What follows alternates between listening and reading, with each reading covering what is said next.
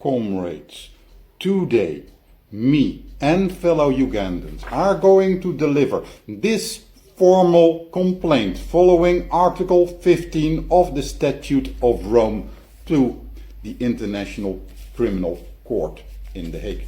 At the request of writer Kakwenza Rukirabashaya, one of the main victims, I have put on my suit. And here it goes into the envelope.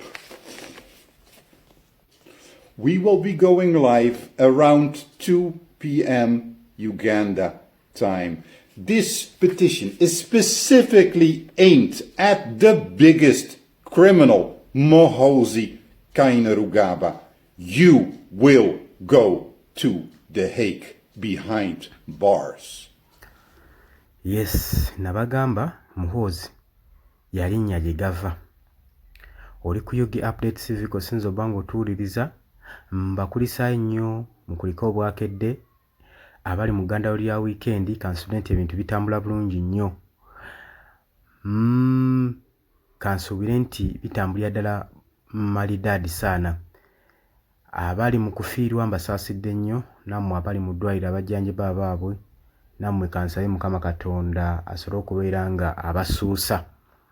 Oli ku Yugi Update TV ng'atanatweyungako nagambye kirira wansi waliwo ekigambo subscribe kikoneko obeere ng'otweyungako. N'oba tosubscribe nze mazima ddala ojja kuba oliddemu enkyukakyuka olukwe.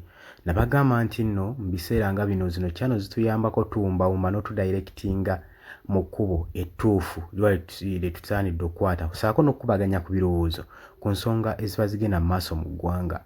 Si buli omuntu amanyi, gwe ky'oyinza okuba ng'omanyi omulala takimanyi. Nyinza okuteerako information wano nga gw'obadde ogimanyi n'ogaana ogisharinga.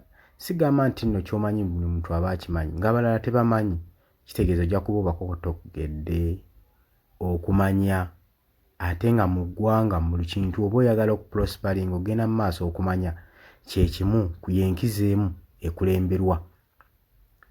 Kakati akavidiyo nkabateereddeko obukakafu obulaga nti abasajja bamalirivu okuba Chief of Defense wammwe mu ICC mu International Criminal Court era bamulanga emisango kamaala. Emisango kamaala gye bayinza okuba nga bavunaana General Muhoozi Kainerugaba. Entabo eva ku ki? Naggamba bino byonna tewandibaddewo nsobi ekolebwa Museveni na Muhoozi singa Robert Kyagulanyi Ssentamu teyafuna magezi ga kwekweka ku basajja bano. Naye we yafunamu ekirowoozo ne yeemumungula n'asobola okuba ng'aviira abasajja bano buli kimu we kyatandikira. Yabannyonnyola ensonga kubanga mwali mubuuza what is his intense okwekweka, kikyabala mu kwekweka, kubanga tulaba abakulembeze bangi abadde ku ludda oluvuganya gavumenti bamaliriza akalulu ne babbibwa ne bagenda mu kwekweka. Abamu bamaliriza bafiiriddeyo naye percentage esinga ekomawo ng'ewamba buyinza ng'etwala bukulembeze buwanguzi bwabwe.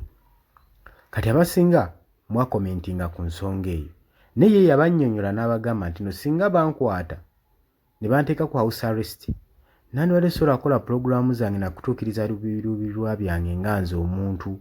Ate ye Kyagulanyi agamba teri muntu gw'asuubira gwa trustinga mutuukiriza biruubirirwayo okuggyako ye ng'omuntu nga yeesitukiddemu. Era tweets, interview saako n'ebifo by'atalazzeemu yandibadde tasobola bitalaggamu singa yali akwatiddwa. Kati bonabona badde babuuzabuuza okwekwekwako nga mukubuusabuusa nti tekulina kyamaanyi kyekutaddewo.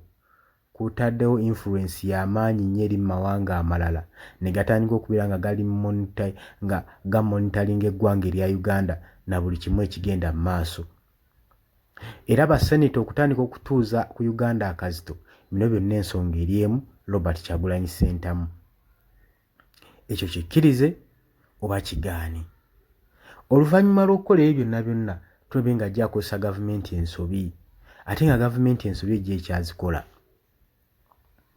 ekyazikola olw'ensonga nti gavumenti eyagala okulaga obuyinza amaanyi kyokka ate ng'egalaga mu ngeri nkyamu nga n'abalaga amaanyi ago bagalaga mu ngeri nkyamu. Ekisookera ddala mu mateeka aba bakyoboola ssemateeka w'eggwanga Uganda. Ssemateeka eyabagibwa mu UPDF okusobola okuba nga bakuuma ssemateeka. Guidelines zaali zaateekebwawo teri w'amagye akkirizibwa kwenyigira mu byabufuzi. Kati ensobi eyakolebwa Muhoozi kukyamuukirira n'ayingirira ebyobufuzi. Eki kyokka kikulaga nti n'obumenyi bw'amateeka bugenda mu maaso n'okukolebwa gavumenti y'eggwanga Uganda. Kikulaga bulungi nnyo nga demokulasiya waataliimu era nga ssemateeka gwagoberera ssemateeka y'eggwanga Uganda ng'olowooza nti onoosingira mu ssemateeka takola. Era tugenda mu maaso n'okusaasira abo bonna baatutte emisango gyabwe mu judiciary kuba tumanyi ebigenda ofulumayo. Kubanga njagala okitegeere ono bali kumuyeekera Museveni ajja kibagamba luno ndiye yayingira entebe na buyeekera era enkola ze bw'oba ozeetegereza zonna za kiyeekera. Gwe njagala ombuulire ku byonna ebibadde bizzibwawo mu ggwanga mu kampeyini mu kulonda. Mwami Yoweri Kaguta Museveni yadde tabiraba. Ddi bwe yali avuddeyo n'agamba njagala okukangavvula buli ofiisi eyabadde eyeenyigidde mu bikolwa ebyabadde mu kulonda kwa wali okwabadde bwali bwe buti tabiraba. Abiraba naye ng'oyo omuyeekera ebyo tebimulya. Ng'omuyeekera bwe buzannyo bwe kyekyo tuba tumusuubiramu okukola.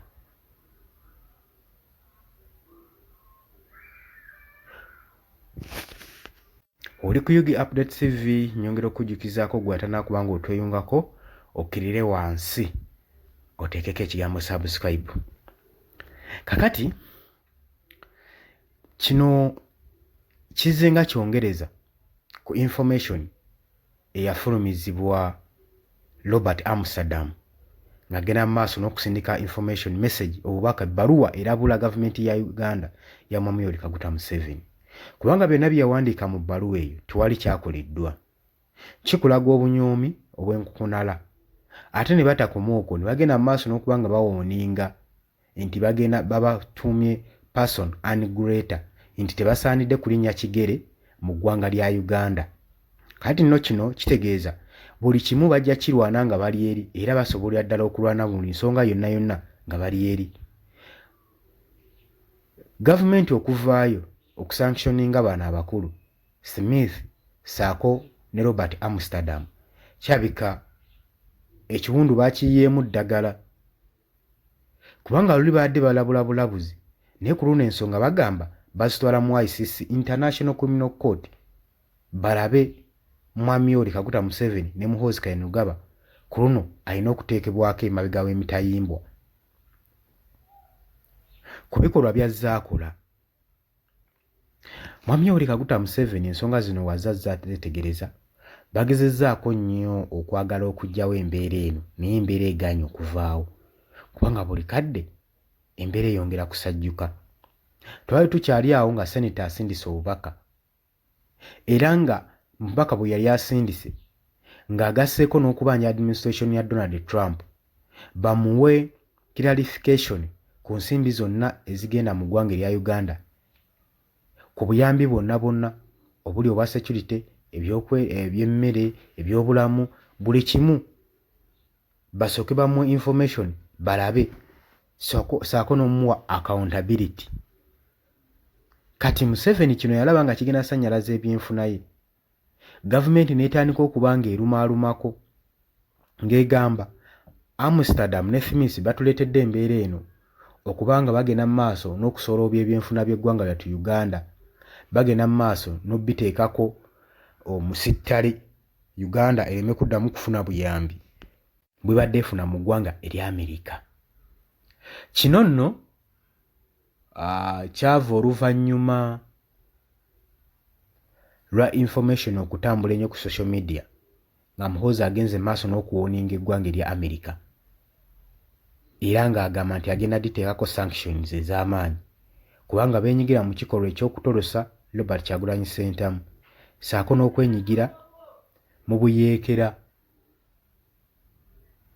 Jjukira bo batwala ekibiina kya National Unity Platform ng'abayeekera gavumenti ya Mwami Yoweri Kaguta Museveni era bagamba nti USA yali yeenyigidde mu buyeekera kwabo abayeekera gavumenti ya Mwami Yoweri Kaguta Museveni.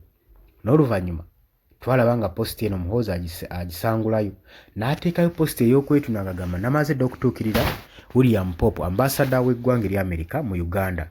Ne twogera ku nsonga zino eza Robert Kyagulanyi Ssentamu era ne bankakasa bulungi nnyo nge batabadde involved. N'agamba kirabika social media yannimbye. Ono Senator Jim Risch we yasinzidde n'agamba ntegera kuba mmanya ya nkoko newankubadde odiretinzeyo positi ezo togenda kubanga omanyira bumanyizi buli gw'osanze tukoleke. Era n'agamba beetaaga okukola accountability ku nsonga eno era ne bagamba Muhoozi Kainerugaba request ye ey'okwetonda oba apology ye erejectingiddwa is rejected. Era n'amugamba nti nno yakulosinze red line. Kiki baba bategeeza tiyagala nnyo gye gava. Bulijjo baze bamutunuulira bagambye nti tubatunuulira tubataddeko amaaso.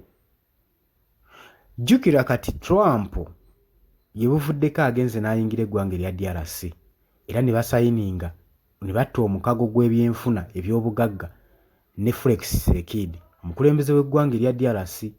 Kino Trump oba America kyebadde yayaanira era n'okwagala okuinvadinga Uganda baali baagala kusemberera Democratic Republic of Congo. Kati banga basobodde okutuukayo nga bo nga balina access ku buli kimu kiriza obagaana Uganda tebalina kiba kyagyetaaza kitegeeza Mwami Yoweri Kaguta Museveni takyali nnyo wa mugaso mu ggwanga. Omugaso gw'abadde alina ennyo kwe kugenda nga bamutumaatuma mu ntalo entalo ezijjuddemu obuyeekera Somalia luddawa ekibadde basinga okumwagalako nti atebenkeze emirembe ku ssemazinga w'olukala lwa Africa wano. Kaakati naye America kasita atandika okulaba nga percentage y'abantu population mu ggwanga lyo tokyayina feva eyo nabo batandika okusikamu ekigere ne bagamba twanditomera wano. Jjukira bo ensonga yonna bye bawambye bye beddiza batambulira mu ngeri ya demokrasiya kyekyokwekwaza kye balina. Era singa Munnayuganda atabanguka kitegeeza bajja kuyingirawo mu ngeri y'okugamba nti demokrasiya anyoomeddwa. Eddembe ly'obuntu lirinyiriddwa mu ggwanga erya Uganda kati zimu ku kkoodi ze batera okuggiramu. Ekitongole ekya United Nation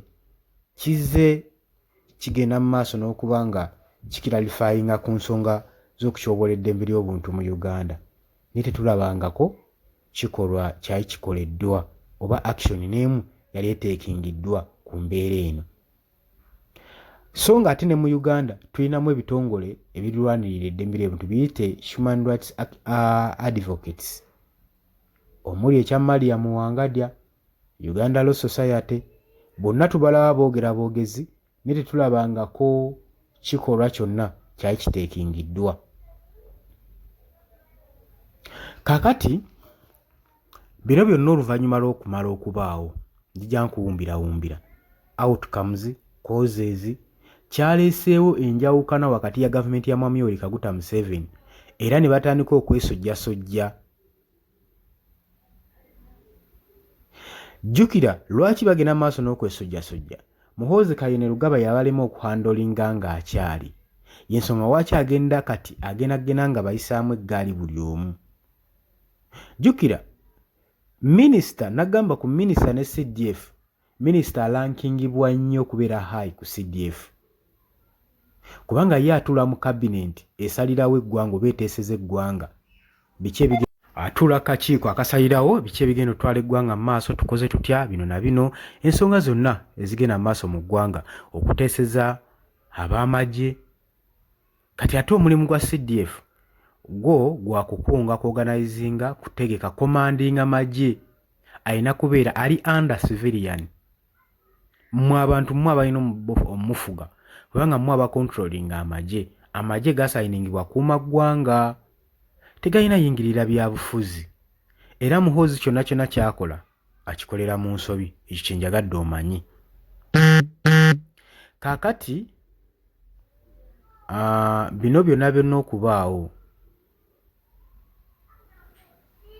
bizze biraga nti waliwo division mu gavumenti mu kabineti ya mwami Yoweri Kaguta Museveni era essaawa yonna yonna mwandirabe ekintu nga kyabuluuzibwamu olw'ensonga nti akazita abasajja ke batadde ku mwami Yoweri Kaguta Museveni akazito ke bamutaddeko byandibanga birungi si birungi gwe mukwano gwange ali yampuliriza so embeera weetyo weeri gwe ampuliriza oli ku Yugi Update TV kusinzira obanga otuwuliriza njagala nkutereka akatambi akakakasa omusajja ono ng'afayiringa fayiro ye documentary nga amaze zikola ng'akulaga nti amaze zisiiringa azitadde mu banka waasa azitwala mu ICC mu International Criminal Court era ng'akugamba nti Muhoozi Kainerugaba bukyanga lubanga lwa Mindi leero ateeka okukolwako ekiba kibe njagala naye byowuliryeko. Comrades, I am ready for the next ICC protest. Today, 11, International Criminal Court in The Hague. We even have the confirmation by the police that we can be right in front of the prosecutor. But hey, you never know with the racist police of The Hague what's going to happen. But in case, here it is. We are allowed to be there, and we will tell that fucking prosecutor they should start indicting Muhoozi and Museveni. Kati nammwe muli baddembe okuvaayo ne muntangaaza ku nsonga eno mu kusinziira ng'embiraba golowooza kinaasoboka kinaabeera ye International Criminal Court erina kyenaakolawo kubanga tuzze tulaba enfunda nnyingi nnyo twalaba omusango gwa Joseph Kony nga gugenda mu maaso n'okuba nga guwozesebwa mu International Criminal Court era twategeera biki ebibeera mu International Criminal Court naye kyatulaga nti nno International Criminal Court akazito kayinza ogisukkako nesobola okuyimiriza omusango ng'esobeddwa era kigambibwa ffe tetwesigamye nnyo ku International Criminal Court kubanga tuzze tulaba ICC ebibaayo bazze basamonalinga abantu bangi nnyo mu mawanga nga babeetaaga nga babataddeko na sanctions naye ne basigala nga balya butaala nga ICC terina kyekozeewo ate n'okukolawo taking action kigitwalira ebbanga oba okitegeera kigitwalira ebbanga ddene kati tunuulira bukyanga Joseph Kony akubwa mu ICC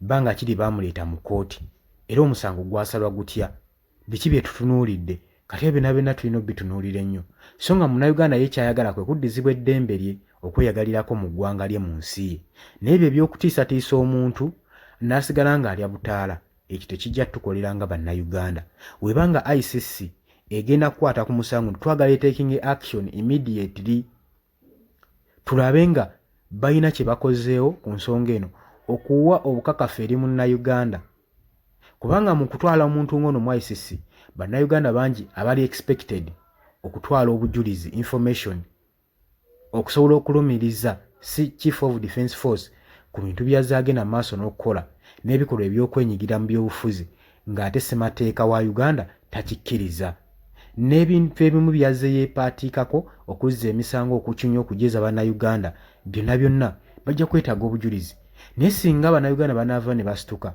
ne bawa ku CDF obujulizi in case ng'atwaliddwa mu criminal court